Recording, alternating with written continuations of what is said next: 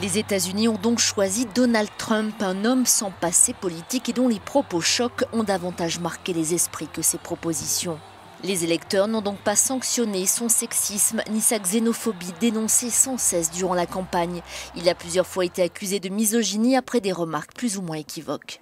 Je suis automatiquement attiré par les belles femmes, je les embrasse tout de suite, c'est comme un aimant. Ou décrivant la présentatrice vedette de Fox News, il dit « Elle avait les yeux injectés de sang, du sang qui sortait d'elle, de partout. » Le refus de l'immigration a été l'un des principaux axes de sa campagne.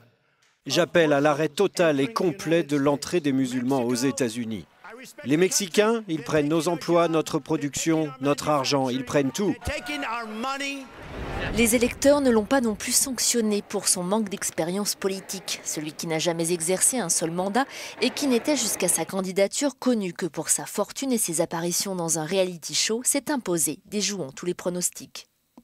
Et ce milliardaire au train de vie fastueux est devenu le chantre de l'anti-mondialisation et de l'anti-establishment, emmenant dans son sillage une partie des électeurs républicains, mais aussi cette Amérique qui est à l'opposé de ce qu'il représente, ceux-là. Les hommes et les femmes oubliés de notre pays ne le seront plus. Les déçus du système, ceux qui ont vu leur niveau de vie se dégrader depuis la crise de 2008, les déçus d'Obama aussi, en somme, ceux qui vivent et subissent les chiffres suivants. La richesse moyenne par adulte est de 39 000 $, elle est par exemple de 52 000 en Espagne.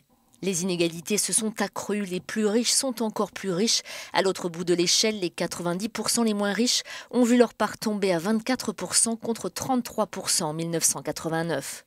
Les 1% les plus pauvres ont une espérance de vie de 72 ans. À l'inverse, les 1% les plus nantis peuvent espérer atteindre 87 ans. Officiellement, 14,5% des Américains vivent en dessous du seuil de pauvreté et 32% des enfants sont pauvres. Enfin, 92 millions d'Américains, soit 37% de la population âgée de plus de 16 ans, ne sont ni actifs ni chômeurs.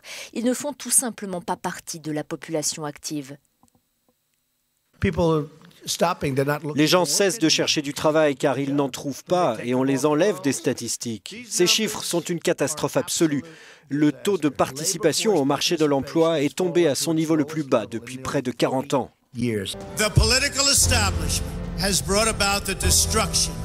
Dans ce clip de campagne, Donald Trump s'adresse à cette partie de l'Amérique qui se sent abandonnée ou pas assez considérée. Un discours qui a fait mouche.